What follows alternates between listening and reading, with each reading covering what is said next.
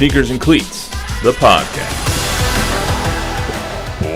Welcome back to the Sneakers and Cleats podcast. It's Thursday, November 14th. This is episode 150. 150 episodes, Chuck. Can you believe we actually made it this far? Quite frankly, no. Me either. And the numbers are up. The numbers Yay! are doing well. Actually, yeah, thank you whoever, all the people that are downloading and rating, reviewing our last two. I believe our one last Thursday did exceptionally well. Our one on Monday is doing well also. So thank you for everybody for tuning in. We will try and continue doing our best for you. And we have a lot of Spurs stuff to get into today. So before we get started, I want to remind everyone, subscribe to the YouTube channel, Fox SA News 4. Download, rate, review the podcast. Helps us out a lot. Thank you for everyone who's been doing that lately. Mainly Spurs podcast today. So we'll get into all of the Gregg Popovich stuff with the Spurs revealing that the medical episode that they previously said was actually a mild stroke that he experienced while at the arena on November 2nd. We'll talk about the future of the organization and the guy who's led the organization for the last 30 years or so. Plus, on a higher note, Wemby went nuts last night. Woo. My God, dude went for 50 points and kind of run we have kind of been waiting for this season. After people talk some crap, he kind of put them in their place. I think we talked about this last week on the show on Thursday, saying you have to – was it Monday? Yeah, Monday. That I think over time, everybody was talking about they take too many threes. It's like, well, they're taking good shots. It's it's a matter of time. Now they're taking really good shots. I mean, how many times have we seen guys – wide open. Yeah. And you would expect that once they find their rhythm and learn to play together, that this might happen. Not to say that this is going to be something that is sustainable, but it's certainly been a hell of a week for those guys shooting the ball, no doubt. Yeah, and all the numbers that were down on Monday, like Wemby's numbers were down as of Monday. They're not down anymore. So that anonymous scout we'll get into here in a little bit. Plus, they dropped their City Connect uniforms, or City Edition uniforms today. We'll take a look at those. I don't know if you've seen them yet, but I got a little VO that we can. I think I have, but maybe they're like a light baby blue. So they're different from last year. They are. Okay, well then maybe I haven't seen it. But similar. But similar. Yeah, okay. Similar but different. Similar. Same, okay. But different. But still same. Let's get into Pop first, though. No trivia question today, as we're going into a serious topic. Don't want to, have a lot of fun going into this. So just to catch everyone up. I want to make sure I get everything right, so I'm going to read my notes here to make sure that I do. Until yesterday, all we really knew about Coach Popovich's medical incident that happened on November 2nd was that he would be out indefinitely with Mitch Johnson taking over the assistant coach. Yesterday, the Spurs dropped a press release giving more information, saying that Coach Pop suffered a mild stroke before that November 2nd game at the Frostbank Center against the Minnesota Timberwolves. They said, quote, Popovich, who has already started the rehabilitation program, is expected to make a full recovery. At this point, the timeline for his return to the sidelines has not been determined. After that, they decided that putting GM Brian Wright up to answer questions would be more appropriate than putting Coach Mitch Johnson up there for his normal pregame press conference at 5:15 whenever they have a game at the Frostbank Center, because Brian Wright is the leader of the basketball organization, leader of the operations when it comes to the basketball side of things. So he went up there. And most importantly, the first question that was asked was the most important one. And how is Coach Pop? This is what Brian had to say. He's doing well. He's doing well. I'm sure another question will come. And, well, what has he said? Well, he's going to ask, why are we turning the ball over so much? And that's all of you that know Coach Pop. That's exactly how he is. And you know him, he's tough and he's a fighter and he's going to work. So, we're all here for him. But he's doing okay. Now, we also hadn't heard a lot from the organization in the 11 days from when the stroke happened to yesterday. So one of the reporters asked a very smart question, which is, why are you announcing this now? And this is what Brian had to say about that. I think, in these situations, it's important to have time to understand exactly what's going on. And with time, you're able to speak to things transparently and give an update as to where we are. And so as we had time to take information in, it was the right time to share with everyone as to where we are and what's going on. So that's kind of where we are right now. not a lot came out of that press conference. I don't think we expected Agreed. anything groundbreaking, but that's what he had to say. Chuck, what's your whole Well, I take mean, on I this whole actually thing? did expect more. I thought if you're not going to be very transparent as an organization as to what happened to your head coach, the winningest coach of all time, that after 11 days there would be more information than just suffered a mild stroke. So in that regard, I'm a little disappointed because, quite frankly, I think there are a lot of people that are concerned for Gregg Popovich's health and don't really understand. I know I don't. Exactly what happened to him and what is his current state. They're saying that he's well or doing well, and that's obviously a positive. But, it's hard to know because they're going to keep a lot of this stuff in-house. It's certainly their prerogative, especially when you're talking about, That's how they do public things. figures, well-being, and somebody that's led their organization for 30 years and, a guy that's done a pretty good job of keeping his private life and public life two completely separate entities. So with that, I totally understand it. But having spoken to at least a half dozen people outside of their sphere, so everything I've gotten has been second or third hand, there's concern for Gregg Popovich's well-being.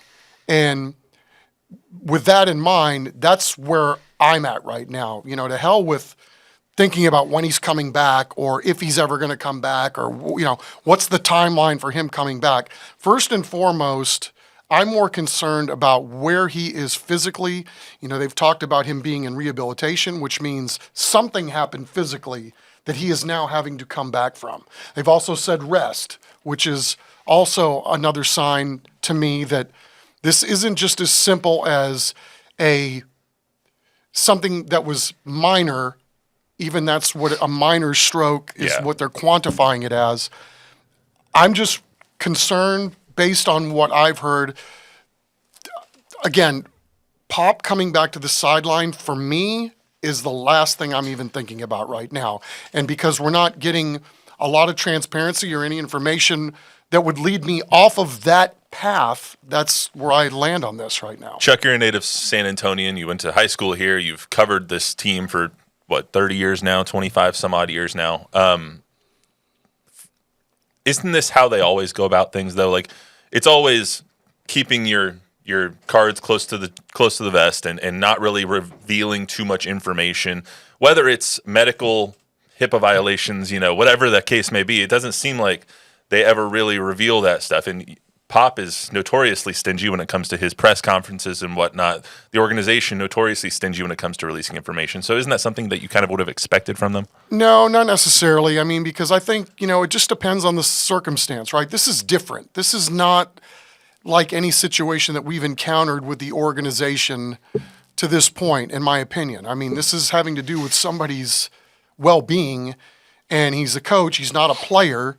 So, in that regard, there's probably league rules that, they're able to at least, I don't even know how I want to put it, or maybe be less forthcoming. Not forthcoming is not, because I don't want to act like they're hiding anything. They're just not saying anything. And because they're not, or saying very little, and then, if you start asking or talking to other people that are a little closer to the situation outside the organization, you reach certain conclusions. So I don't know how to measure this against anything else that's happened to this point. Yes, they like to keep things close to the vest, generally speaking, but again, this is a whole different animal when we're talking about, people's right to know. How much does Pop want what is the right out, to know, though? I mean, he's not a government official. He's not the president or the mayor or whatever. What is the public's right to know? It's not like right. Like how much should we be privy to? I guess. I mean, that's a very hard question to answer. I don't have that answer. I definitely don't either. But he is a humongous public figure. He's the Especially NBA's here, dude. Outside of here, he's the NBA's all-time winningest coach. Fair. And this is, so the fact that we're not getting anything other than a brief press release 11 days after the incident took place is just one of the many reasons why I'm concerned. It was a very brief press release. It was like 4 sentences. Right. I also found it interesting / disturbing that last night Shams Charania of ESPN reported that players were around when Coach Pop went through his medical episode, had his mild stroke, quote unquote mild stroke, and that it was a really traumatic thing for them. I would imagine, yeah. Yeah, last night Brian Wright was also asked about that, and this is what he had to say about how the players are handling this situation. Yeah, really well. But that doesn't mean it hasn't been hard, right? Again, I don't know that there's another person that means so much to another organization, sports or non-sports. And he's more than a coach, right? Like, I think when you think about it, he doesn't sit up here and talk X's and O's all the time, right? Like, he's talking about life and keeping things in the right perspective. And I think the guys, they feel that. That's a part of their growth and development, especially with a young group. And so it's difficult. But, again, I think they've done a really, really phenomenal job of staying focused and trying to stay in the moment. And as Pop would say, pound the rock. So, Chuck, you've reported on these guys for a long time. This is a 75-year-old man who just suffered a stroke, who is coaching one of a promising young team, especially after what we saw last night, a 6-6 team, a promising young team. Do you think that Pop comes back to coach this team? And that's speaking from your experience of covering this team, of knowing Pop, of speaking to Pop on multiple occasions, and kind of reading between the lines of what we know right this second. What we know right this second isn't a whole lot, right? So, again, it's hard to kind of spitball something like this. I guess my hope would be that he's able to come back and coach this team at some point. Yeah, not necessarily will, but able. 100%. I mean, first and foremost, he can get whatever it is that's ailing him and get to the point where he can come back and coach this team again, because I'm sure that's probably what he wants to do. This is who he is. I mean, and he's pretty damn good at it, as proven over time with gold medals and 5 championships and everything else. So that would be my hope, but I know there is concern, at least with some in the organization, that he has coached his last game in the NBA, and that breaks my heart in a lot of ways if that ends up being true, but, time will tell. Whether it was his last game or not, he will always be a part of the organization. If he retires, he will definitely get a front office kind of Pat Riley-ish kind of gig where he's overseeing a lot of those things, I would assume, unless he doesn't want that. I mean, if he wants a role in the organization, he will have a role in the organization, just like all of the former players, the Tim Duncans, Manus, everybody who's come and gone through this organization that's well respected, and the alumni of San Antonio. They're always welcome by the organization, but Pop has been such a stalwart for so long that even if he has coached his last game, it's not like he's going to be like, you know what, I'm done. Like, I'm out. I mean, that's the hope, right? I mean, I'm just, pulling for everything to end up on the positive side, and then that Pop is able to make a decision based on, good health, and all of that entails to say, I'm either going to do this or I'm not going to do this. There's been nothing yet. Thinking of how to word this. There's been nothing publicly yet to tell us that he is not coming back. Every indication right now is that he's going to get fully healthy. He will come back when he's ready to come back, not when the organization's ready for him to come back, but when he's ready to come back. We don't know when that's going to be. There's a really, really good article that you and I both read yesterday by Mike Finger, the columnist over at San Antonio Express News. It was an extraordinary article. Very, very well done. He's one of the best in the business for a reason. Yep, and Dusty did a good job, too, for us. Yeah, absolutely. Dusty did a good job, too. But in Finger's article, he says that the Spurs are going to do the right thing by Pop, not just because of Pop, but because of Pop's family, because of his grandchildren, because of his kids, because of everything that Pop has put into this organization. The organization is going to give him all the time that he needs. And I think Mike Finger speculated that that's going to extend well into the new year. Shams also reporting that this is going to be an extended absence for Coach Pop. So I don't think that anyone should expect to see him on a sideline until probably at least January 1st. But I wouldn't even expect to hear from him probably until at least Thanksgiving. Yeah, I don't, again, want to speculate on any of that stuff. That's just what we've been heard, Yeah, right. I reading. just, to me, I don't think we live in a vacuum, right? We're all talking to people and other people are talking to people. And so it's hard to know exactly what the truth is in all of this. So, again, just hoping for this to have a very positive outcome and that ultimately Gregg Popovich is going to be able to make a decision for himself one way or the other, whether he wants to continue on or not. Best part about last night was that he's okay, and he's still making the jokes that he has been famous for making with his own guys. So, Bob? I just have a question. Why is Mitch Johnson coaching the team?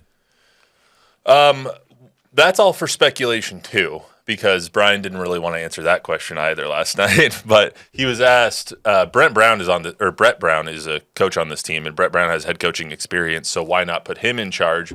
I think what they see in Mitch Johnson is the heir apparent, and I think that's what everyone's trying to get Brian to say is Mitch the heir apparent to Coach Pop whenever this happens? Because before in previous Pop absences, they've had, like a guy that was scouting the next two teams take over for those two games and be the head coach, not necessarily someone who they thought as long-term solution. But now when it was immediately tabbed, okay, Mitch Johnson's going to take over, this isn't going to be a short absence, it leads you to believe that they believe Mitch is this 37-year-old man who's been around the organization for a long time is going to be the heir apparent to Coach Pop.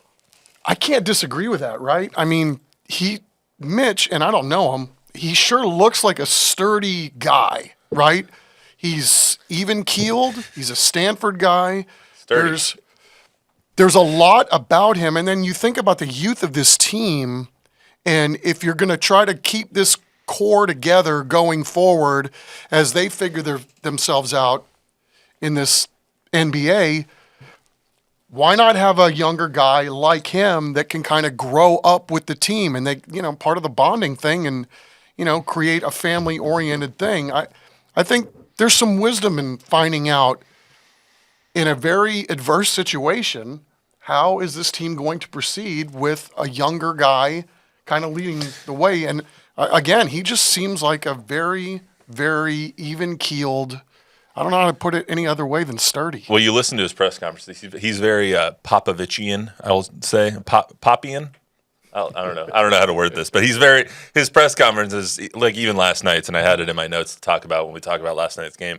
Even last night, he's like, yeah, I mean, we played like crap on defense. They allowed 130 points, even though they won, and Wemby scored 50, which we'll get to in a second.